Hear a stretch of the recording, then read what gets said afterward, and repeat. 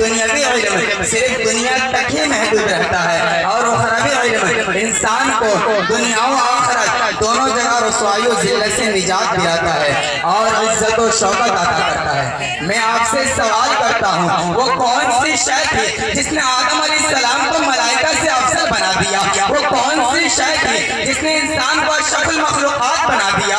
وہ کون سی شے تھی جس کی برکت کی وجہ سے اللہ تبارک و تعالیٰ نے انسان کو خلیفہ بنایا؟ وہ کون سی شے تھی جس کی فضیلت کی بنا پر رب کائنات نے انسان کو اپنا نائب بنایا؟ میرے بھائیو، وہ علم کی دولت ہے۔ جب رب دو جہاں نے قرآن کا نزول فرمایا تو سب سے پہلے وہ آیت کریمہ نازل فرمائی جس کا تعلق علم سے ہے، یعنی اقرأ بسم ربک الذی خلق۔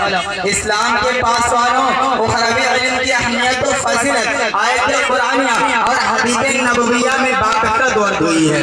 اللہ تبارک و تعالیٰ فرماتا ہے قل هل يستوي الذين يعلمون والذين لا يعلمون۔ اے محمد صلی اللہ علیہ وسلم، آپ کہہ دیجئے کہ اہل علم اور اہل جہل یکساں نہیں ہو سکتا، جس طرح توحید و شرک یکساں نہیں ہو سکتا، جس طرح رفاقت و عداوت برابر نہیں ہو سکتے، جس طرح حق و باطل برابر نہیں ہو سکتے، اسی طرح اہل علم اور اہل جہل برابر نہیں ہو سکتے۔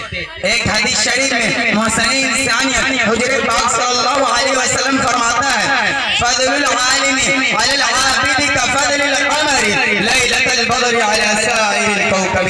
عالم کی فضیلت عادل پر ایسی ہے جیسے کہ چاندنی رات کی چاند کی فضیلت تمام ستاروں پر۔ برادران اسلام، لیکن آج کے دور کے مسلمان اپنے بچے کو اسلامی تعلیمات سے دور رکھتے ہیں اور کم سن بچے کو افرنگی تعلیمات دیتے ہیں۔ وہ صرف شیطان کا فریب ہے، وہ شیطان مردود جس نے عہد کیا کہ بنی آدم کو جہنم پہنچائے گا۔ اللہ تبارک و تعالیٰ قرآن میں فرماتا ہے ان الشیطان کان للانسان عدوا مبینا، سورہ بنی اسرائیل آیت نمبر 53۔ بے شک شیطان انسان کا کھلا ہوا دشمن ہے، وہ شیطان مردود جو ہمارے دینوں میں اسلام کا دشمن ہے، وہ شیطان جو ہمارے معاشرے کا دشمن ہے، وہ شیطان جو ہمارے کلچر کا دشمن ہے، جو ہمارے کردار کا دشمن ہے، جو ہمارے سوسائٹی کا دشمن ہے، جو ہمارے ایمان و اخلاق کا دشمن ہے۔ یہ شیطان جو اپنے خوبصورت اور رنگے چال میں ہمیں پھنسا کر تعلیمات اسلامیہ سے دور کرنا چاہتا ہے۔ یاد رکھو، اگر ہم اپنی معصوم بچوں کے خیر خواہ تو اسے عالم دین بنائے، کیونکہ علم ایک ایسا ظہر ہے جو انسان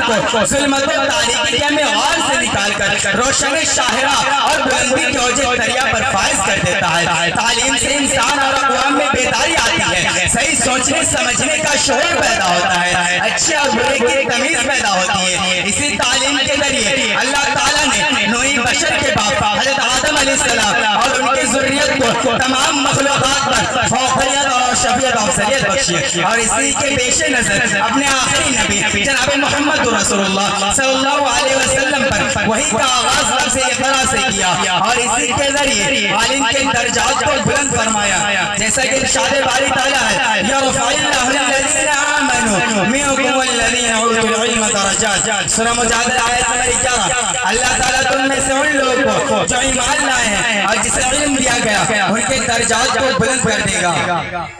اللہ تعالیٰ فرماتا ہے ان یستغفر للعالم ما فی السماوات والارض، آسمان و زمین میں جتنے بھی اشیاء ہیں وہ سب عالم کے لیے مغفرت کی دعائیں کرتی ہے، عالم کے لیے ملائکہ مغفرت کی دعائیں کرتی ہے، عالم کے لیے جنات بھی دعائیں کرتی ہے، عالم کے لیے کیڑے مکوڑے بھی دعائیں کرتے ہیں۔ لیکن اس کے باوجود ہمارے سب مسلمان بھائی کو یہ حال ہے کہ انگریزیوں کے چال چال میں پھنس کر ہم اپنی دینی معاشرت کو داغدار کر رہے ہیں۔